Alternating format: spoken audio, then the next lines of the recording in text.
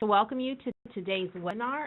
This will be a question and answer session on writing a safety crisis plan. I'm Johns, Learning and Development Director for the Division of Developmental Disabilities. Just a few housekeeping rules before we get started. We say you use the Q&A box for any content questions today, which hopefully we will be receiving a lot of those. If you have technical questions, you can submit those through the chat box, and we'll do our best to help you with those. A document with question and answers from today's session, as well as any other questions we received will be answered. We'll send out in an email blast with a link to the document.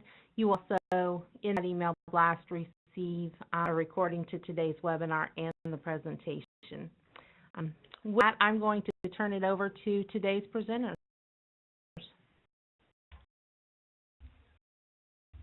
Looks like we're muted over. Muted. Okay. Oh, we're not muted. Good morning, everyone. Hi, my name is Lucas Evans. I am the Central Area Behavior Analyst. With me today, I have Dr. Terry Rogers, who's the Chief Behavior Analyst for DD, as well as Rita Cooper, who is my counterpart in the Western area. I'm here to talk about safety crisis plans today. The purpose really of today is kind of a follow-up to our webinar about safety crisis plans, which is available on the previous webinar page. And one of the expectations that we had today was that folks had previously either attended an in-person training on safety crisis plans or had viewed that webinar. And what we wanted to provide to teams today was the opportunity to ask some lingering questions that are out there about safety crisis plans. We thought this was probably going to be a really good idea because we get the same questions. So Heike, do you want to go to the next? So really do today, so I've already kind of laid out our housekeeping and basic expectations. We're going to review some of the common questions that we typically get, and then we want to open it up and let you all send some questions you all have, and we can spend some time talking about those. So hopefully we'll be able to provide the answers during this time period, but if not, we'll follow up through the email blast that Heike mentioned.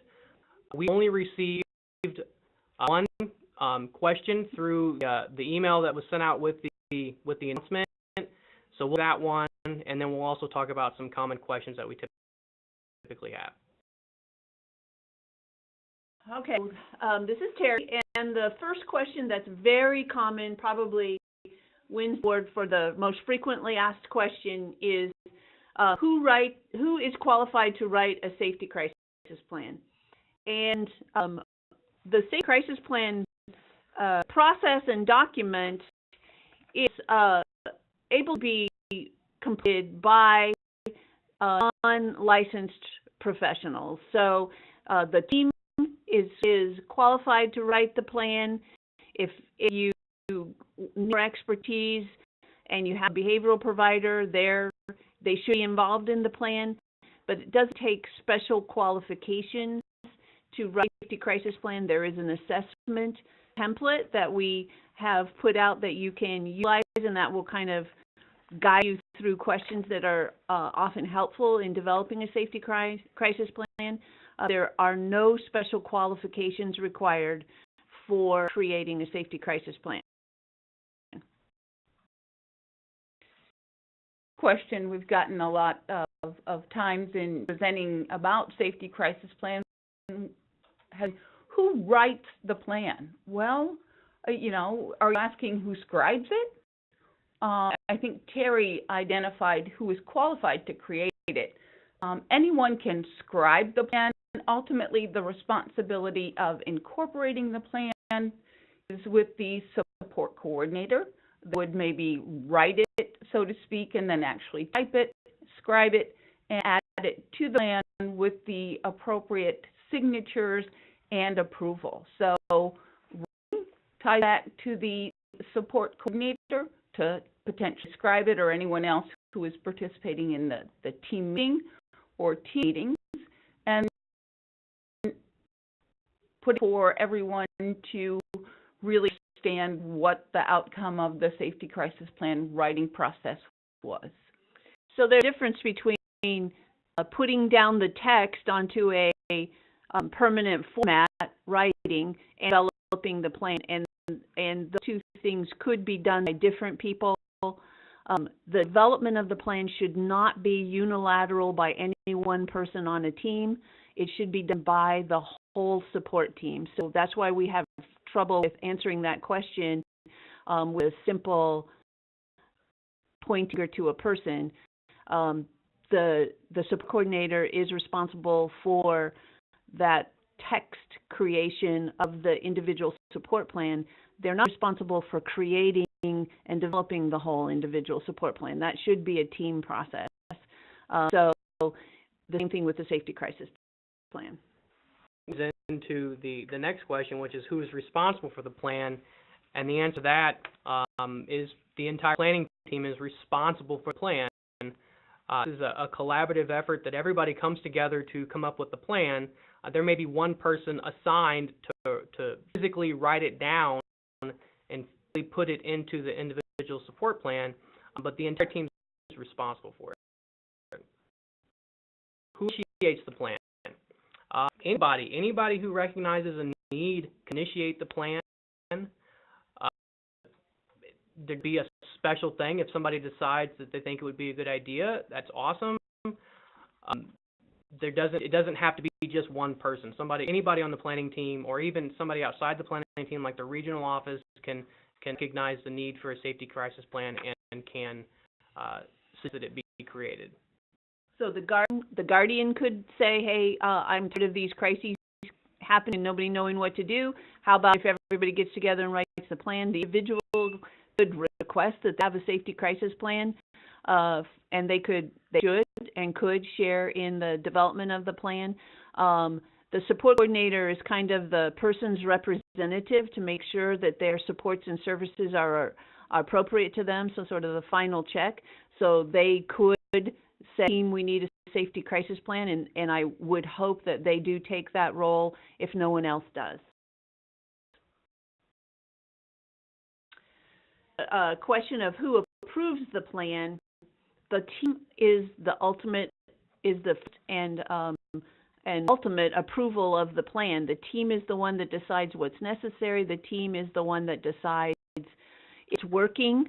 There are no restrictions in the plan, then it doesn't have to go anywhere else to be reviewed or approved.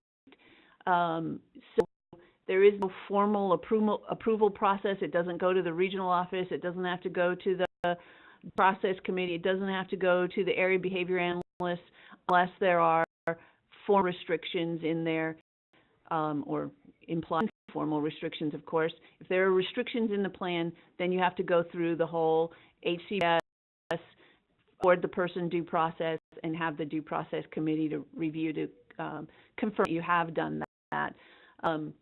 But there is no formal approval for safety crisis plan process. So the question on this slide is, how often should you review the plan? Well, tie back to who initiates the plan, who is responsible for the plan. Anytime there are changes, anytime anything isn't quite working as well as the team thought it should. So you could review it when the person asks for it to be reviewed because things have changed for them. You could review it when data indicates that there is in fact something not going right. You could also do it when the data indicates that, oh gosh, things have been resolved. What a unique concept. I think that answers your question. How often should you review it? You review it as often as necessary. Okay, here, if there is a due process restriction requiring, and then all restrictions require due process for the individual, is suggested by the team, should that restriction clear due process before the plan is written, or can a plan be written stating that the restriction will be reviewed? Well, so first we have to kind of disentangle the idea of due process and due process committee. So due process is a thing that you do. So the due process committee's purpose is to fall behind and ensure that due process has happened. So anytime you're limiting somebody's rights, you should be affording that person due process, considering why you're doing it, why justified, what's your plan to not need it anymore, all those those elements that due process committee is looking for when they review it. So if you're limiting somebody's rights, you should be affording them due process. And the due process committee's purpose is to ensure this happened. So if it's a serious situation and it needs to be implemented before the due process committee can review it, then there's a process for that. That's within the due process directive, but that doesn't mean that due process isn't for the person. It just means that it may take a while for the follow behind due process committee to confirm that due process was in place. Does that answer the question? So the due process is part of developing the plan, and you go through all those things because a good safety crisis plan is going to tell you is going to tell what data to take to see if it's working. You're going to be having prevention in there. It's going to tell you how to teach the person other skills that'll be in the ISP or in the behavior support plan. So you can implement a safety crisis plan and send it through due process as part of that, and then send it through the committee to confirm that you have done due process. So you continue with the safety crisis plan if a BSP is in place. So what we said is that if there is a behavioral service provider, part of service is incorporating the safety crisis plan or safety crisis plan that's relevant to the individual and appropriate based on our functional assessment into your behavior support plan. So the safety crisis plan would be incorporated or to be appropriate and incorporated into the behavior support plan. So that would be the kind of the reactive strategy part of the behavior support plan. What do you do when this behavior happens to keep people safe? Okay, so I think those questions that we have so far. Just to remind folks, there is a template for the assessment or assessment. There's lots of material. If you Google safety crisis plan, there's lots of material on safety crisis plans available on different websites. And we have a possible template for what would be in a safety crisis plan on the in the directive. It's not necessary. It's not the approved. It's just a possible template that you could utilize. There's lots of different ways to put it in to an ISP or a BSP, but I have one that can kind of guide you through that process on our directive. Another thing for too is a sample safety crisis plan. So, sometimes people want a template that they can fill in the blanks. One of those does exist, as Dr. Rogers just said, but sometimes people want like a sample, so one that's already completed. You probably have one out there. We probably give you one because we really don't want a whole bunch of safety crisis plans that look identical out there. What we would like to do is to provide opportunities for you all to be trained on how to write a safety crisis plan, which does exist. We also have done several workshops across the state and are open to doing more workshops to help your teams cultivate and develop the skill set to be able to write a safety crisis plan that's individualized for your situation. So that's really what we want to focus on, is getting teams the skills necessary to identify when they need one, and then to be able to write one that's individualized for their person, not just provide a cookie cutter plan that they can change the name on. So we have about depot shots for behaviors on an ongoing basis. That's a Heike. Oh yeah. So we're going to address that a little bit here in the next slide, and we can go back to the other one. So if someone has, usually this would be a male, regularly scheduled Depo-Provera shots. It shouldn't be for just any old behaviors. It shouldn't be for generally for behaviors. It should be specific to sexual behaviors for that individual. So there is not for behaviors in general. It's for specific sexual behaviors identified for that individual. if it's scheduled medication, do they need a safety crisis plan? I don't know. Depend on whether that individual shows or has problem behaviors that are dangerous, requiring a safety crisis plan. The Taro shot is not a safety crisis plan procedure because it's regularly scheduled. It's not contingent on problem behavior or antecedents to problem behavior. So the depot in itself doesn't have anything to do with a safety crisis plan. What would really be important is whether or not that individual had potential for ongoing unsafe behaviors. Right. So what I would ask the team to consider is, why is this person taking, what have they done in the past? What are things, what strategies or supports that are in place to minimize this behavior? So a lot of times people that are also on the depot shot have enhanced staffing, and they have a list of restrictions that's about a mile long related to preventing access to area where are, or to be alone with people of the opposite sex. And so I would ask the team to look at those situations and to consider whether or not a safety crisis plan is necessary. And those are going to be the things that are probably going to be integrated into a crisis plan. Those things that you're doing to prevent the sexual behavior that is a reaction to the behavior, not this regularly scheduled med.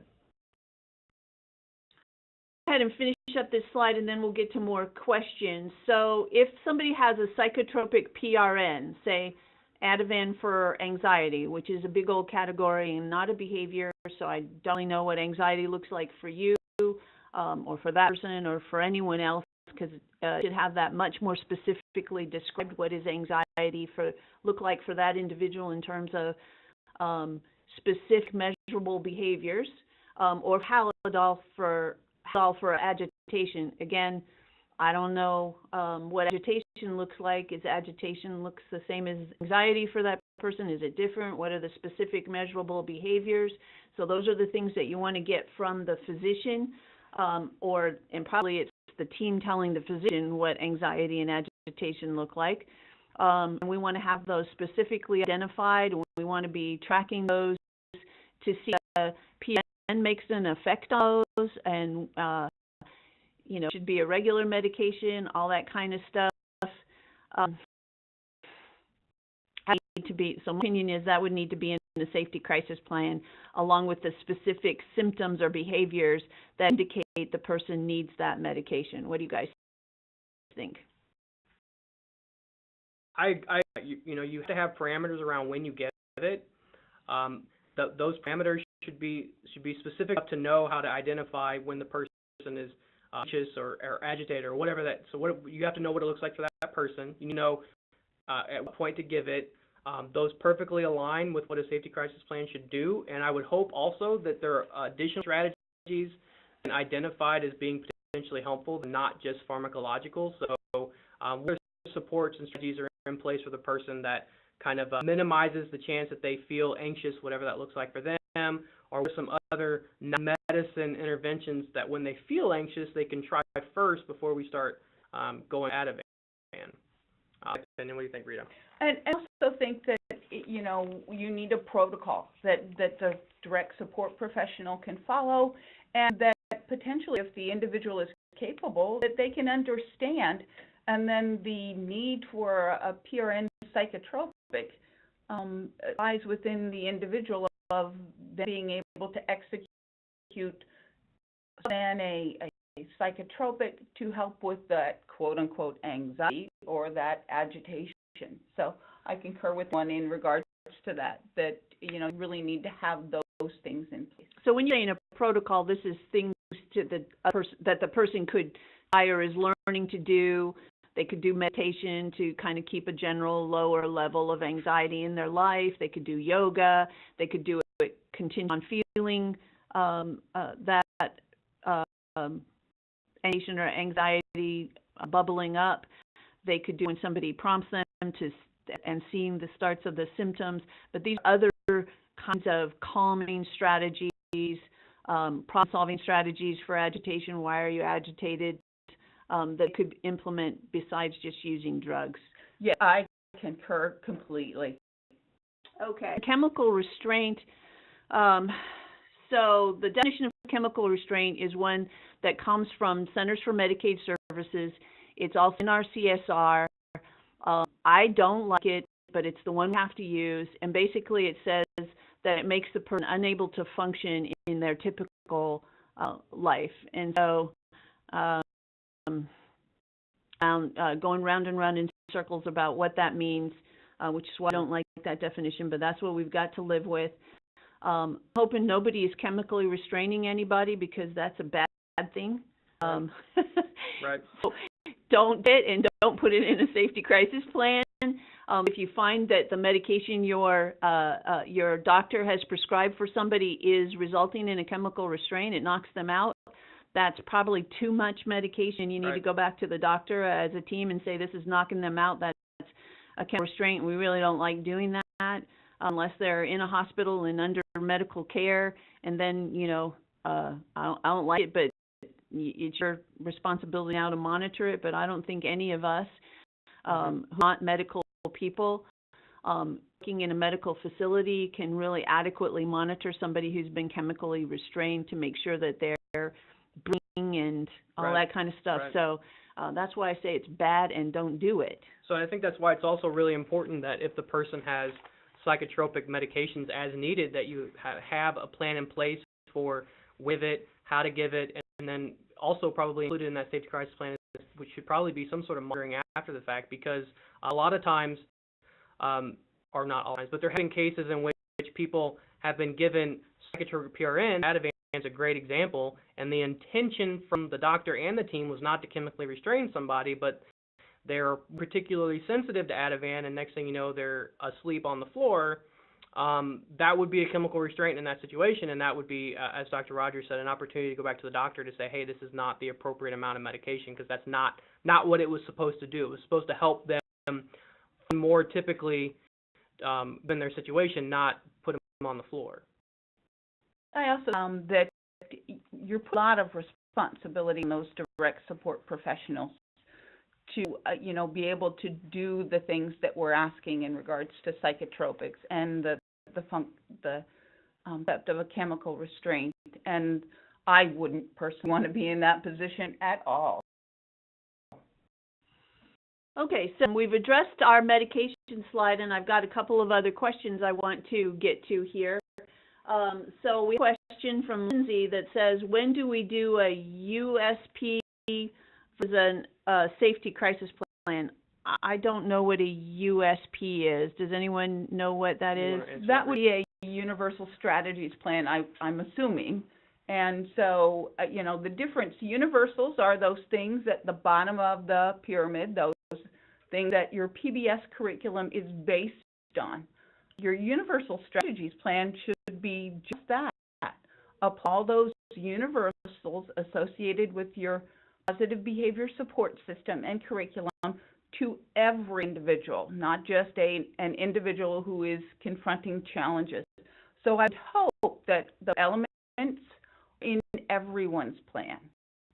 Safety plan, there are elements identified in the directive under what conditions you need a safety crisis plan, and that's the thing that was on the previous slide that we'll go back to, but it's reactive strategy. I think we all have said that restrictive strategy. Yeah, reactive and restrictive. Yeah. So I think we all don't want to be the safety crisis plan police. So, hopefully we get some support in regards to people developing safety crisis plans when needed. Yeah, so I guess kind of the bottom line is everybody should have universal strategies, but at the point where behavioral challenges emerges and you need to start doing things in response directly to that challenging behavior, now you're moving into a safety crisis plan. So everybody has universal strategies. Even with a safety crisis plan, should have universal strategies in place for them. They just need additional support to help people know how to respond appropriately in the moment and react to the challenging situation. Okay, and then there's a question from Julie. Do you do individual trainings for TCMs for safety crisis plan training? So we can arrange for some help in workshops workshopping a safety crisis plan with TCM entities. I don't really want us doing it one-on-one because that's not a very effective use of my 3 behavior analyst time. So we can arrange workshops after people or listen to that webinar on how to do safety crisis plans. That's the prerequisite, and if that then they feel like they need more support, we can arrange to get a group together and do a workshop, which would involve them bringing a situation and the information around an individual, and at that workshop, working to write the plan. So this would not be us writing the plan. This would be helping you to do what the webinar discussed. So, and do that. You contact your area behavior analyst. They'll work with a TCM entity on a range time period. Mm-hmm. So slide, there we go. Just kind of quickly over this again because, you know, this continues to be a confusing portion for a lot of people. Rita mentioned kind of what triggers the requirement to have a safety crisis plan, and that's the use of one reactive strategy that's also restrictive. And so you have this Venn diagram here on the screen to kind of just look kind of how all these things interline. So strategies, that's anytime doing something in response to a challenging situation. But if you notice that it doesn't cover all of restrictive intervention and all of rights restrictions, because there are some things that we can do in response that limit the rights of the person. For example, if your agency uses tools of choice and you utilize stay close hot in a challenging situation, that would be a reactive strategy that's not a restrictive intervention. If you have react to a challenging situation, we would very much prefer that you use a non-restrictive option. So that's why requirements to have a safety crisis plan. Now, I said requirement. That doesn't mean it's not a good idea to have a safety crisis plan if you're having to utilize stay close hot frequently, but it doesn't meet the kind of triggering event that makes a safety crisis plan a requirement.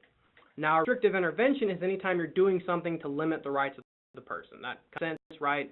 And it might be something that just is in place always and it's not really in response to anything, or it might be something that you do immediately following a challenging behavior. So, for example, the depot shot, I would consider that to be a restrictive intervention, but it's not really a reactive strategy because you're not doing it in response, directly in response to the challenging sexual behavior. You're just doing it all the time.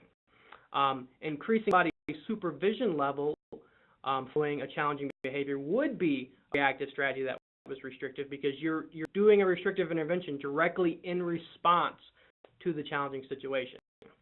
And rights restrictions are just the kind of deciding that this person's rights are limited or not. And those kind of cross the other two bubbles. So if you even once respond to a challenging situation in a way that limits the person's rights, you have to have a safety crisis plan. And the reactive strategies threshold that's in the directive says that if you have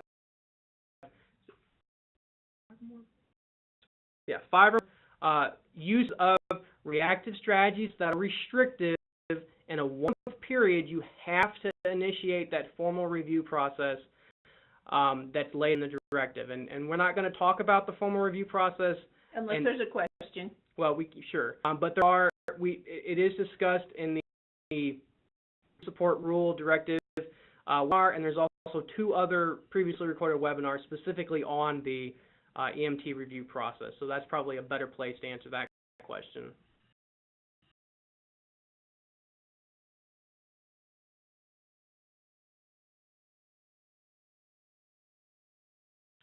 So you the people who have government write rules and laws and regulations for the lowest standard or the minimum level.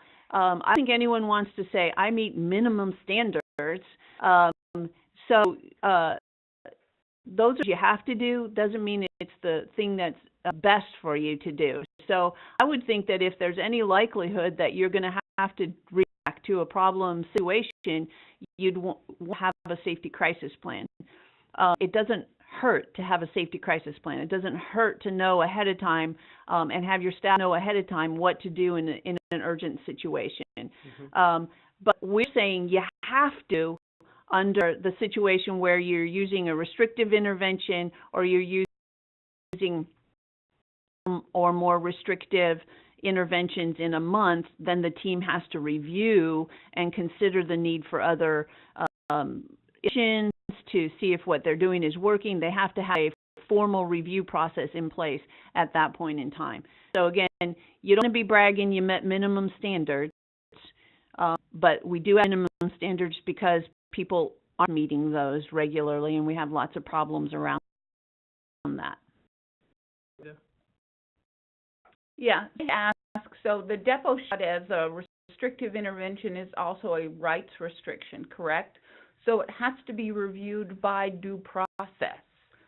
When you have anything reviewed by due process, you follow that, and my response would be yes, it is a restriction, and it's a restrictive intervention potentially and a rights restriction, again, depending on why it's administered. Again, difference between the due process committee and their review, which is a follow behind to see if the team has already a four-person due process and the HCBS requirements of identifying things they're going to teach the person so they don't have to do that, rights restriction forever, less restrictive strategies that they try documented. They have data collection to see if the learning is happening and if the rights restriction continues to be needed. So all those things are due process. Informed consent is part of that due process. That's all due process. The team does that before review by the due process committee, which is just a look behind.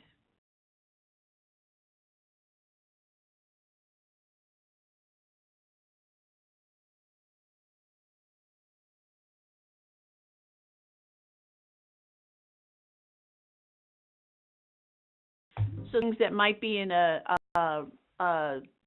safety plan are specifying how to respond to the individual when they're getting upset because they can't go somewhere or do something, or you've had to say no to them about something that they've needed. Maybe they don't have the money to buy another package of cigarettes, or they don't have the money to have, I think I heard the other day, chocolate syrup. Then that there'd be a description for the staff of what to do when you're going to have to present that worsening to the person. I know we don't have any money. I know she doesn't have any chocolate syrup. Now I know when she asks for it, I'm going to have to say something. So the staff know ahead of time, this is a situation that's coming up. Here's what I'm going to do. And it could be as simple as, if your tools of choice, stay close hot, or if you're a DBT person, then validation and empathy and coaching. Yeah. So that's described in the safety crisis plan, and it has, if ongoing use of those techniques, if the person calmed down within X amount of time, because that's how long you know that person could go before they then escalate, or if you see these kinds of escalation, here's the next thing that you would do. So a safety crisis plan would tell you that kind of process when you know somebody gets set in situations and is likely to escalate.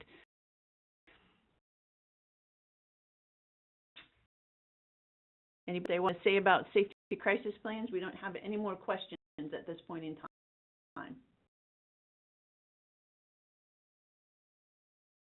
Do we have any others to go over? No, that's it. Okay. So what lingering questions out there? I know there's got to be some. There's 60 of you here.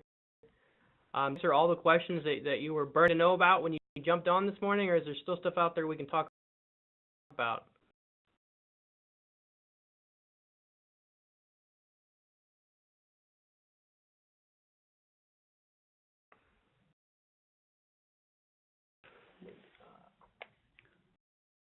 Okay, so there's something, let's see, it says that if the individual's behavior becomes challenging enough that they are told they must leave a day program for the day, is this something that should count towards the 5 restrictive interventions in the month? I ask because it seems more there's a policy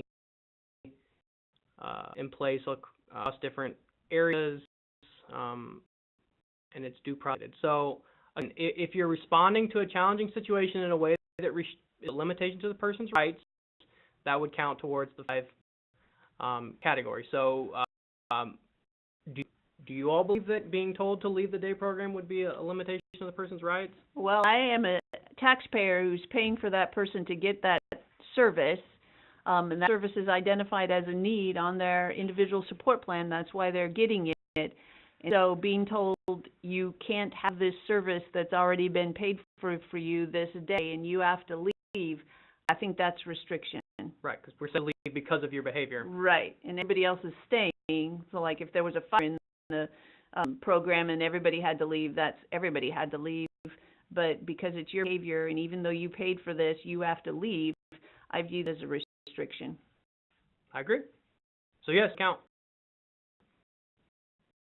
If the person didn't have a safety crisis plan before, it would mean they would need to have one. The team should come together and try to figure out what was a situation that arose that led to the person being asked to leave the day program. What are some alternative strategies that we can try to kind of prevent that from happening again? It continues to be a problem or warrants looked at by a professional, you might need behavioral services and a functional behavioral assessment and a behavior support plan that incorporates a safety crisis plan in it. So a safety crisis plan does not take the place of behavioral services. It be in place for somebody who has very rare but problematic behavior, and you don't really need behavioral services yet, but you need something for staff to know how to do. Might be for somebody whose behavior is just mildly troubling to the people supporting them, and you want them to know better what to do when that behavior happens, and maybe the team doesn't feel it's yet a problem warranting behavior support plan or behavioral services. So it's not a one or the other, and it's not really severe behavior needs a safety crisis plan. So just trying to get you the idea of this is really informing the support professionals or the family what to do so things don't get worse and how to safely handle situations that might not be safely handled, just figuring it out off the cuff. So, question from Mike. Hi, Mike. When they safety crisis plans, they find it best practice to make sure that one of the BRT team is involved, and they also send a copy to the area behavior analyst for review. Should we continue to do this?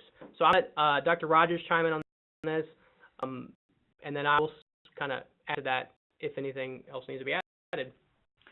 So I find that the behavior resource team from here on called the agency tiered supports consultant. We're changing the name of the behavior resource team because we keep having people being confused that they're behavior analysts or they're doing behavioral services. So we want to emphasize that their agency tiered supports consultants are involved. And I would say that at this point, Mike, you guys are probably well skilled and don't really need to have the agency tiered support consultants in on the process. Nor for the most part do you need to have the area behavior analysts review it. They're happy to do it if you have questions about it, but there is no process for approval like that. If you're wanting coaching or to do a workshop on how to develop plans, then please contact your area behavior analyst. Some of the agency tiered consultants had experience with person-centered strategies consultation, and they have some physical crisis management training in their background, and so they may be skilled at doing safety crisis plans. However, that's not their area of specialization. They are agency tiered supports consultants. Their specialization is universal strategies and getting those implemented in agencies. So I would say across the board, I can't say that all the agency tiered supports consultants are people that I would go to for safety crisis planning. So trying to separate out what the two two specialties are here a little bit more. And the area behavior analysts in their workshop, after you watch that, listen to that video and try that information. If you're still needing some help, then we'll be happy to workshop that with you. It would be the area behavior analysts. So we have a question here. Does strategy plan have to be documented in plan, or is it given that it's being used in the agency? Strategy plan is really just a more elaborate specification of universal strategies that's part of the individual support plan. And Kansas City, Western region use these more than any place else, so it's really just a much more elaborate individual support plan. I think documented, it doesn't exist. You can't ensure consistency and you can't ensure implementation, so I'm sure good it would do for everyone to get together and talk about it and not document it. Mm-hmm. My feeling is document so you know what you talked about. Don't see what I talked about in the meeting last week, because I'm going to look at you blankly unless they're minutes. Anybody have anything else to answer that question? Well, so it's documented in the provider's implementation plan, so that might be where things are very specifically documented, but that still needs to be referenced and incorporated into the individual support plan, because it doesn't exist really when you look behind. And also, as we all recognize, turnover is a significant issue in this area, and so if they aren't written down, it's really hard to preserve information across time. So we can't just depend on an oral history of what we're doing for this person and expect that to be successful. We need to have stuff documented, and it should be referenced and incorporated into the ISP. And I think it ties back to a previous question that we had in the chat box there. Is the safety crisis plan supposed to be inside the ISP or as a separate document? Depending on the template, I think various targeted case management entities have that included. It needs to be part of the ISP, depending on when it's written. It might be an addendum. And of course, because that safety crisis plan will change, definitely will change, you might want to put it at the end of the document. So inside doesn't matter, it just needs to be a part of, I think. Yes, great. Then probably leads into at the end of a USP, there's a section labeled emergency procedures. Is this the same thing as a safety crisis plan? I would, in fact, it's a universal strategies plan. That's universal. I would really like to see the safety crisis plan truly specific to the individual. So just having a reference section with emergency procedures, in my opinion, wouldn't necessarily safety crisis plan. Those are things that you would use for everybody. So right. It might be call 911 if you see spurting blood. Or use MANT techniques, but we don't know which ones would be indicated. We don't know which ones are best for this person. We don't know what point in the cycle this would be appropriate. We don't know what necessarily they do that we might consider using an emergency procedure. So. All right. So we have another question that says, some support coordinators are feeling that they do not have the skills to write the safety crisis plan, and the consequences for them if they write the wrong thing. Can you fear? So I'm hoping that the webinar, the previous webinar, helps them to develop those skills. Hopefully they already can turn vocal to text, because that's the skill for writing, and this is really talking about developing. Also, no one person, again I'll say this, is responsible for developing a safety crisis plan. It should be a process that the whole team is involved in, so no one person is trouble if they write the wrong thing. Also, if you write the wrong thing and you figure that out, go and change it. So this is a living document that when people use the process that's described in it, if it doesn't work, then the team gets back together and they go, well, that didn't work. Let's figure the next thing out that we're going to try. So no one person is responsible. No one person gets in trouble. The trouble's going to happen when the staff or the family don't know what to do and everyone's running around like chickens with their head cut off, or calling the police when they shouldn't be, or putting people in the hospital when they shouldn't be. That's the trouble. The trouble is not having one. If you have one that didn't work, then change it. So that hopefully eases there a little bit. And also, if you need some help to workshop a safety crisis plan, we'll gladly work with a group of folks to do that. Contact the area behavior analyst. And ask probably that the whole team involved for the individual and the support coordinator who is part of that team, or as much of that team as can come to help develop the plan. So it's not just a support coordinator workshop. It's other folks that are involved help develop the plan so we can facilitate that talking through. I think to tag into that, I mean, if you've got a team that wants to come and be the example and other support coordinators are part of the process, so we get an idea of how a team meeting might flow in regards to a safety crisis plan, that would be great, because then we're building that capacity, and then they can offer their support to other support coordinators as they learn how to write and develop safety crisis plans. So having other targeted case managers in the process or support coordinators would be wonderful. To alleviate their fears, another question we have is, if a licensed behavior analyst is involved, are there any specific considerations in terms of approvals on state level for conducting a functional analysis as opposed to a functional behavior assessment with individual? A safety crisis plan question, there is a process that we're asking people to go through if they want to do that experimental analog assessment called a functional analysis.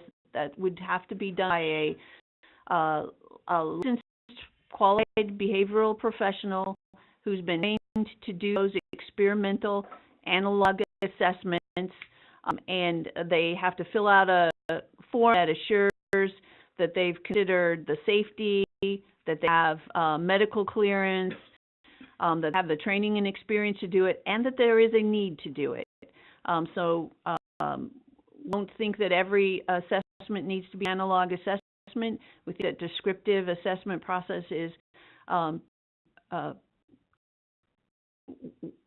recommended and least restrictive process for people to go through in order to get a hypothesis for the function of the behavior.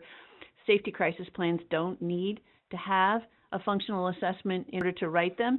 If a behavioral provider is involved, that is part of what they would be considering as necessary to be done when they're looking into problem behavior. So it is just part of what they do, and all behavior plans should be written collaboratively with the team and contextually appropriate and individualized, so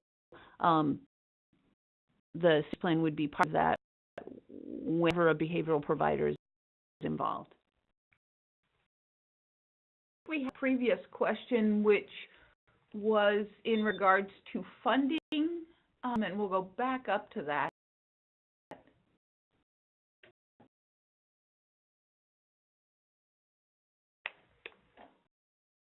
Oh, we need to request authorization for the time the behavior people, I would assume the licensed behavior analysts, meet with the team to write the safety crisis plan.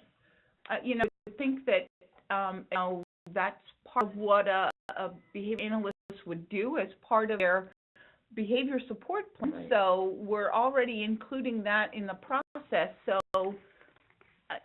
sometimes if we do, I'm not sure why we would do a safety crisis plan after We have a behavior support plan, but if that would ever occur, then it's part of doing business. Maybe it's a modification to the behavior support plan because what we had anticipated would work was not working. Again, it's a team approach.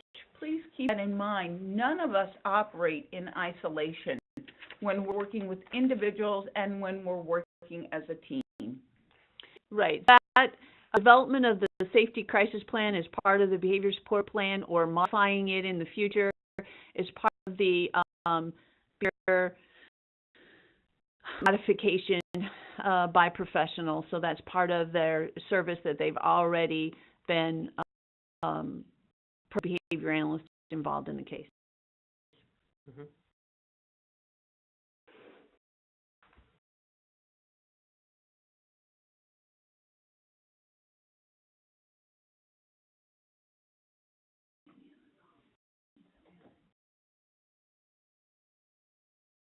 I see we're kind of waiting on some questions. Please present to us any questions or concerns you may have about how to write a safety crisis plan. Also be aware that the 3 area behavior analysts will do those workshop events for teams and for other support coordinators, because that definitely eases our work. People are building capacity and they support the individuals. So those works are definitely an advantage to the team and to others.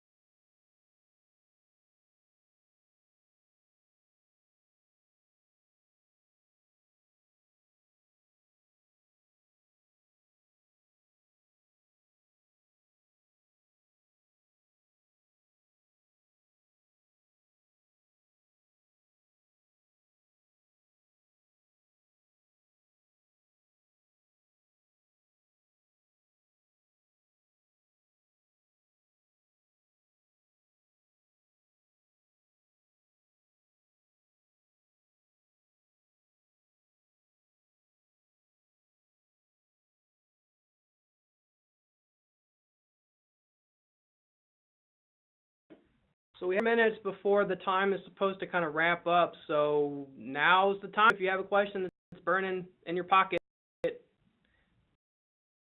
we don't, hey, we will follow up with that email blast.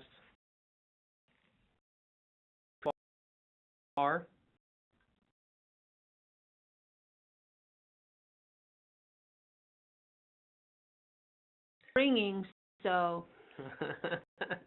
we're looking for contributions of questions here. $50 could be $10, you know, we'll take anything. No questions too small.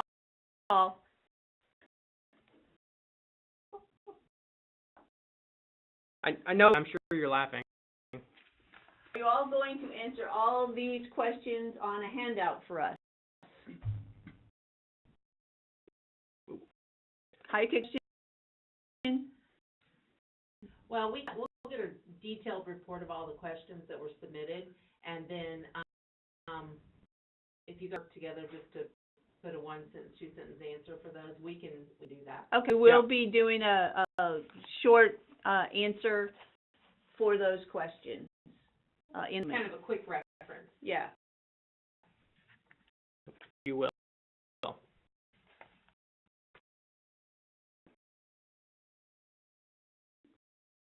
Go through the process of writing and developing safety crisis plans.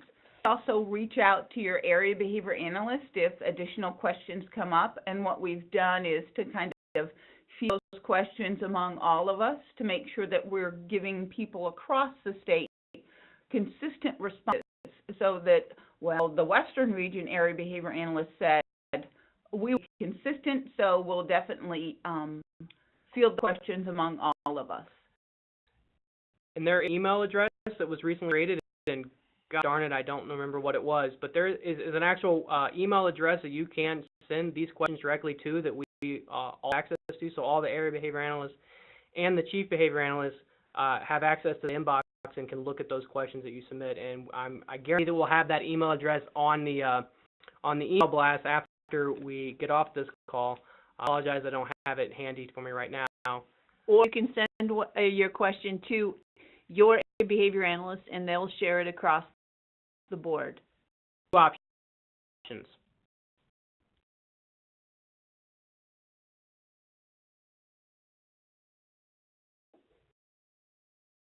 Okay, so if you're typing, finish up, and we'll be able to answer your question. We really thank you all for participating today. These were all questions that would have been troublesome if you hadn't gotten them answered. I hope that getting answers makes you more comfortable with understanding this process and utilizing the safety crisis plan process. Again, the question too small, so please take if you have anything else lingering.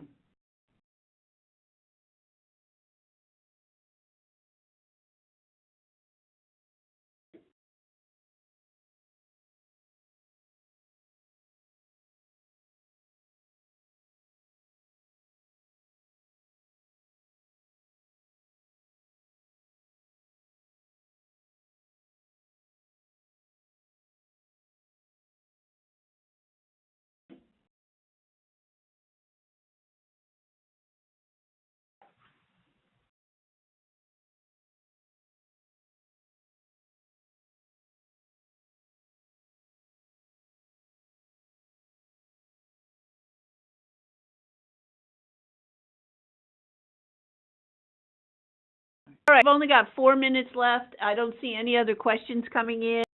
If you have questions, send them to us via email and we'll respond to them. Thank you all for participating today and have a nice weekend. Thank you all. Thank you.